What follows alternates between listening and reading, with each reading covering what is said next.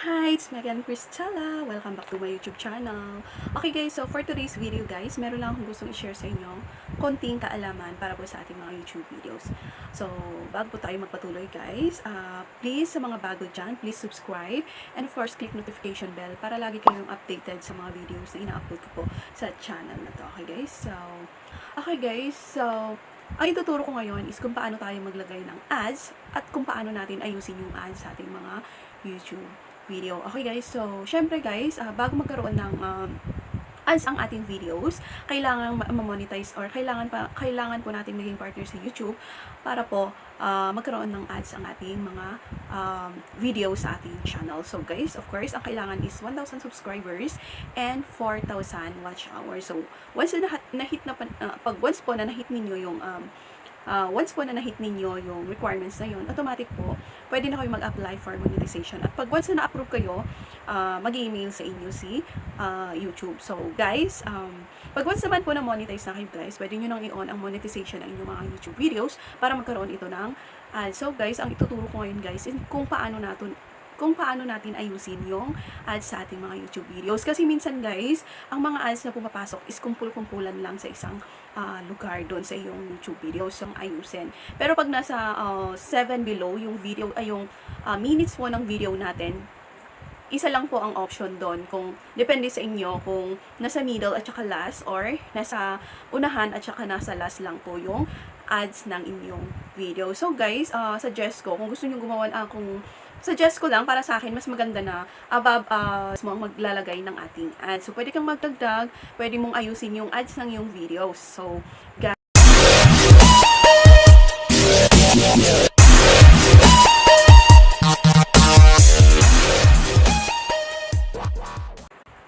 okay guys, so let's proceed. Okay guys, so let's start. Guys, ang unang gagawin natin guys, pumunta po tayo sa ating Chrome. Google Chrome po tayo mag-open ng ating dashboard. So, search lang po natin yung YouTube dashboard and then, tapos ilagin natin yung ating videos or ilagin natin yung YouTube channel natin. Ayan. So, na-open na natin guys yung Chrome. Nasa YouTube Studio na tayo.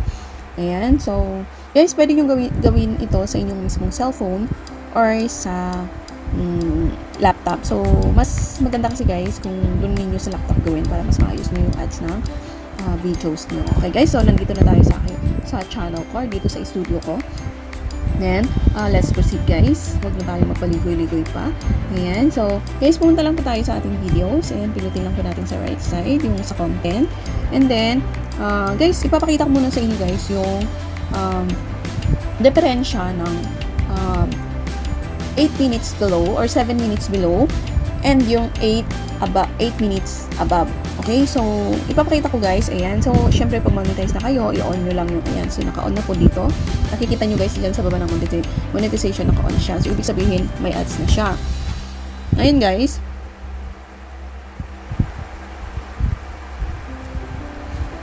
So, naka-on na siya. So, it means guys, may ads na siya. Pero, ang gawin natin guys, ayusin natin yung ads. Pero, eto, i-check muna natin tong 6 minutes and 37 seconds na video ko.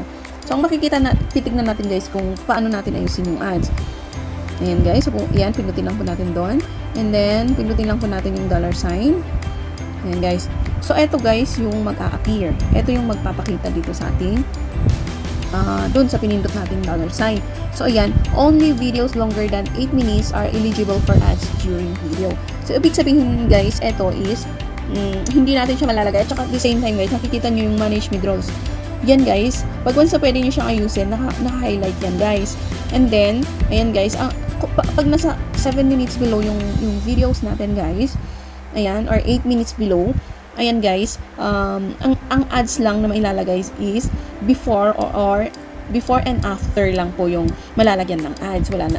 So, bale, ayan guys, so mismong si YouTube na mismo ang maglalagay kung saan yung ads natin. So, hindi natin maaayos yung ads. Hindi natin madadagdagan, hindi natin maayos. Kaya mas advice ko sa inyo guys, na pag gagawa kayo ng video, mas habaan nyo siya. Okay guys? And then, ayan. So, pinakita ko sa inyo guys kung ano yung mas mababa na minutes ng video. Okay? So, let's proceed naman po dun sa mas mahaba. Okay? So, hanap tayo guys ng 8 Ayan, so eto guys. Etong how to apply YouTube monetization. So 8 minutes point 1 yung minutes niya. So pasok siya sa manage withdrawal. So pindutin lang ulit po natin 'yon. Ayan, then pindutin lang po natin yung dollar sign. Ayan, so makikita nyo guys. Ayan guys. O, ayan. So, ibig sabihin guys, yan yung sinasabi ko na highlight yung manage withdrawals. So, ibig sabihin nito guys, pwede mong ayusin yung ads ng iyong videos.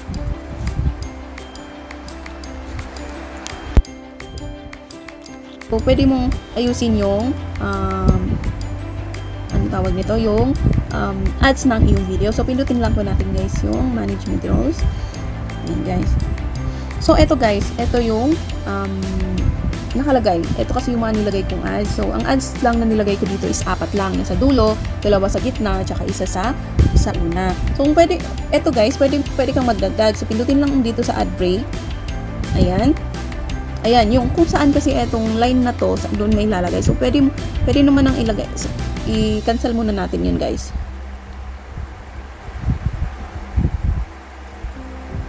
Wait lang. So, lagyan natin doon. So, ito, ililipat natin guys dito, lagyan natin yan ng ads. So, since nandyan na yung line, wait lang, ayusin lang natin. Ayan, so, ayan, nandyan. So, mag-ad break lang tayo. Okay, so, titignan, ayan guys, so, nalagyan na ng ads doon. So, ilipat ulit natin dito, lagyan natin ulit ng ads dito sa may banda nito. Then, i-add ulit natin. Ayan, so, yan ang kagandahan guys ng mas mahabang video kasi kayo mismo ang maglalagay ng ads. So, ilalagyan ulit natin dito sa may bandang dito. Ayan, so, lagyan ulit natin guys. Ad break. Ayan guys.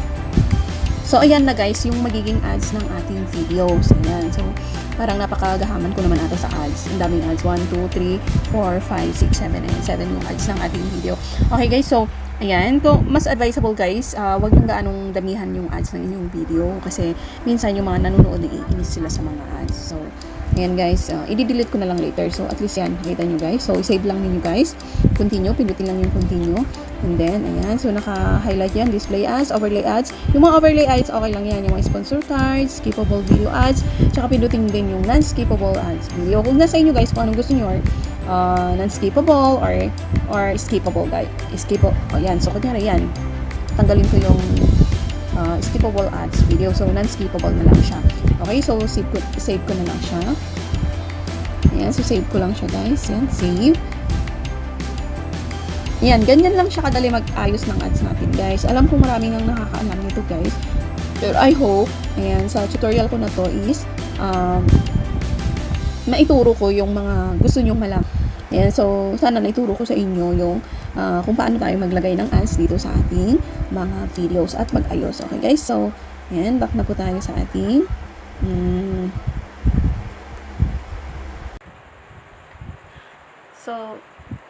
So guys, thank you for watching and I hope meron kayo natutunan sa video na to at sana nakatulong ito sa mga small YouTuber na katulad ko, lalong-lalo na sa hindi pa nakakaalam nito. At kung meron man kayo hindi naintindihan, open po, pwede kayong mag-comment, ilagay yung dun sa comment section kung meron kayo hindi naintindihan para po mabasa ko at pwede ko po ulitin, okay guys? So, guys, kung nagustuhan niyo yung video na to, huwag niyo pong kakalimutang pindutin yung like.